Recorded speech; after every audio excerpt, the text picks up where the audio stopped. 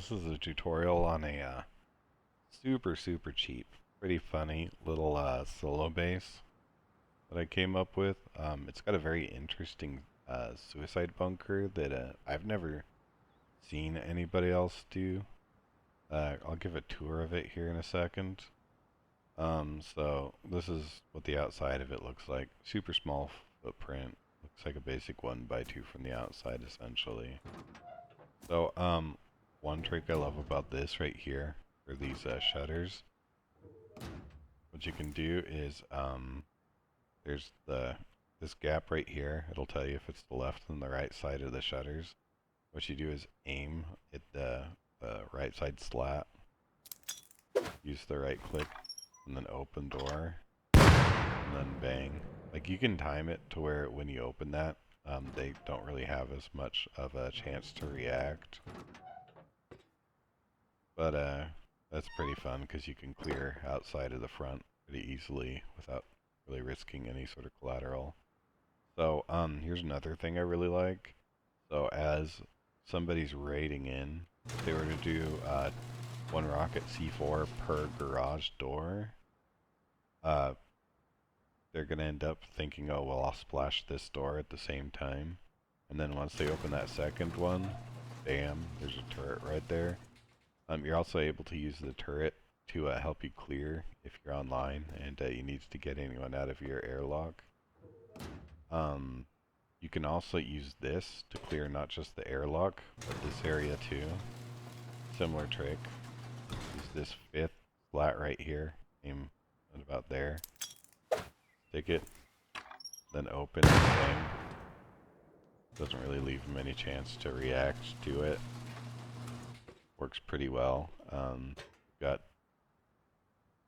3 boxes here and a full-size bed, which is great for respawns because respawns is one of the most important things for a solo. Because you need any advantage you can get. This is the suicide bunker drop boxes. Over here, information is another super valuable thing.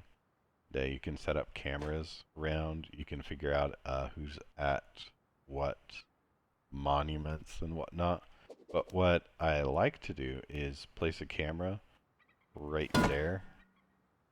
But unfortunately, they're acting really strange and it won't let me place any, so I can't demonstrate that. But it gives great vision all the way around just because of the small footprint. As you can see, it would be about like so.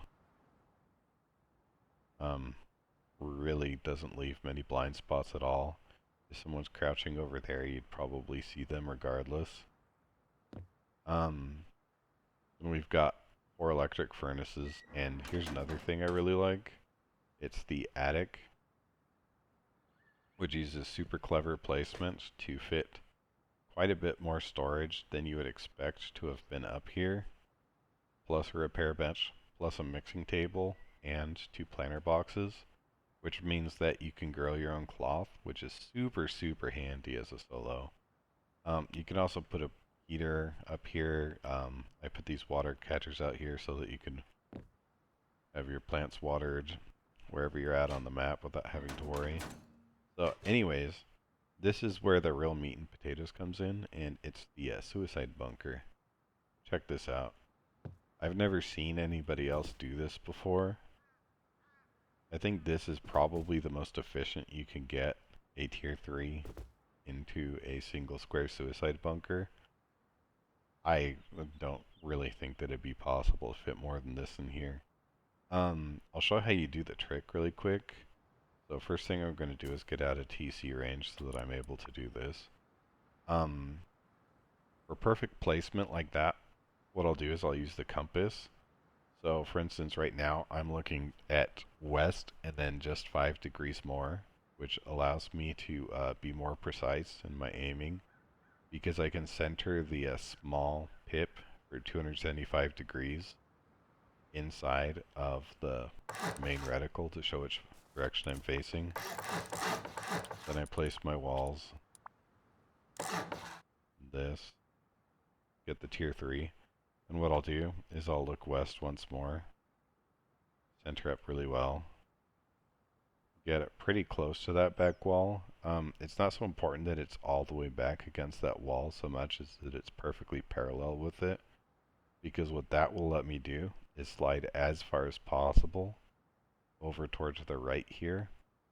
Because where this the acetylene tank, it looks like, that's where I'm going to be nestling the TC. So what you do is you get the TC, and then I'm looking, you know, just 90 degrees from where I placed down the tier 3. And I hold backwards and towards the tier 3 at the same time. And then I let myself fall a little bit by releasing the right and just holding back. And then I just retap it once it turns blue. Place it like so, and then all you have to do is just place these barrels, which they're pretty easy. Just go all the way against this wall and just a little extra step out. Crouch. Place.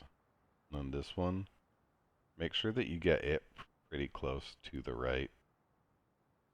You want it about as close as possible, because otherwise you're going to struggle to get your bed down, your bag. But once you've placed these, you should be able to place the bag in the final box under here. Now, something that you can do is it's completely possible to place small batteries on top of here as well as on top of here, but unfortunately you're not going to have any way to access them. So there's really no point in doing it unless you're setting up your electricity ahead of time and you want to put all your circuitry in here. But yeah, that's the basics of it. And you know, mostly about this suicide bunker and also that super tasty upkeep. Have a good one, guys.